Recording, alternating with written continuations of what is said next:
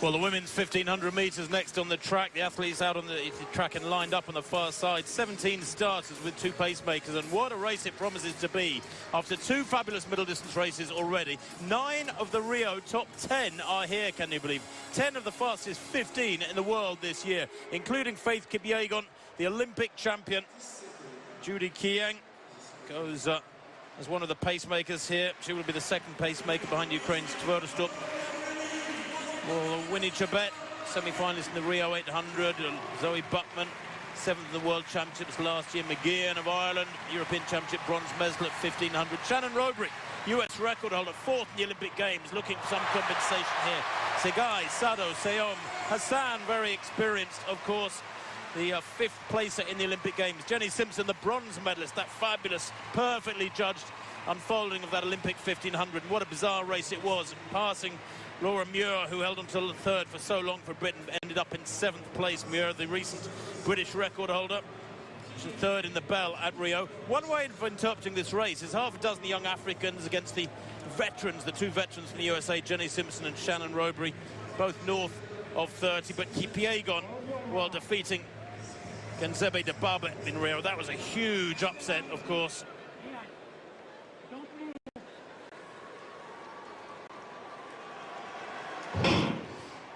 Genzebe Dibaba, the Olympic champion, is the only absentee here of real significance. The world record holder took the Olympic silver behind Kipyegon.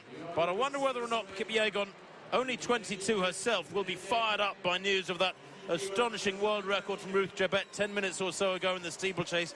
8:52 if you've just joined us, from Jabet to smash the world record by over 6 seconds. Tverdostup for Ukraine, 37 years old now, but a very experienced pacemaker. We're looking for 64 seconds exactly from her, and then Kiang to take over through to 800 in 2:08 and 1,000 metres in 2:40. I'm a little surprised they haven't asked for something a little quicker, Stuart, when Kipyegon is clearly in shape to run something in the low 350s after the way that Olympic 1500 unfolded. She ran 1:57.2 for her last 800 in Rio. Well, you don't very often see that, and nor should you, really. But this is, I enjoy watching Laura Muir of Great Britain run. She's always up there or thereabouts in these kind of races. It didn't quite work for her. She tried to go with it in the Olympic Games. Didn't quite work for her. Strategy not quite right. But look at Jenny Simpson there. She's been here for a week. She's in, 4th place in the race behind the pacemaker. She's one of the most experienced athletes. Remember, she won the world title in 2011, got a silver medal in 2013. She's been in the major championships, but this is now stringing out, so it's a respectable pace, that's for sure. Well, they went through 400, at least Tverdostup did, in 63.97. I'd like to say that's perfect, because we were looking for 64, but of course that does mean the athletes behind her have gone through in 64.5, high 64s, and that's a little on the slow side as they come down below us, with Kiang in 2nd, Laura Muir in 3rd, then Kipyegon, the Olympic champion, in 4th. Jenny Simpson is up there as well, right on the shoulder of Kipyegon, I should say, in 4th. Hassan in 6th place, Sado, then Robury in 8th, and Seyoum, who ran so strongly last year, 2:09 at 800, and that's on the slow side. It really is. That's a shame. But how well can they finish here? Kiang takes over, looking for around 2:40 at 1,000, and that's why the acceleration has gone in from her. She knows that second lap was too slow. Laura Muir has gone with it. Now, Britain has the ability to hold this.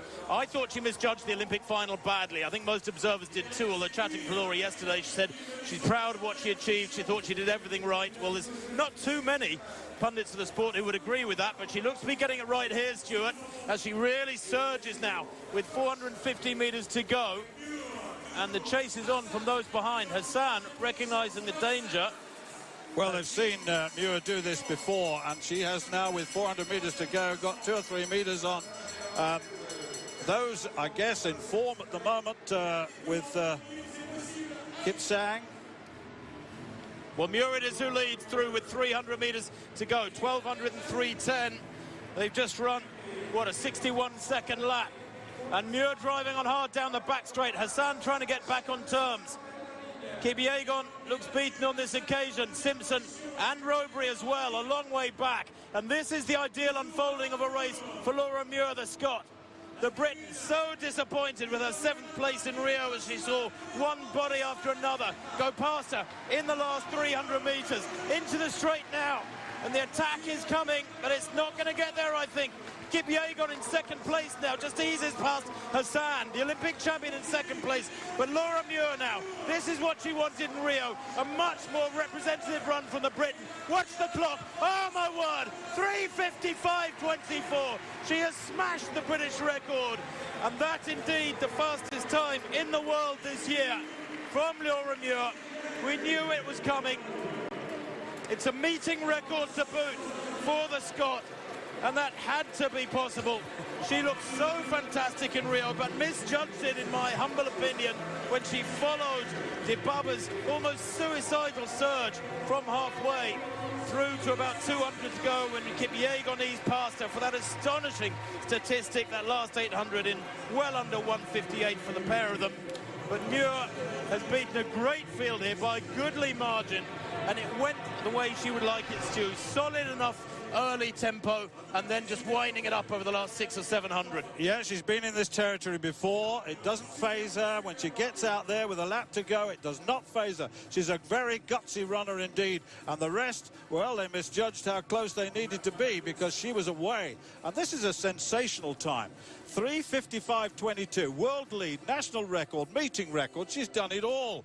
And the young Scot deserves it. She really is committed to 1,500-metre running.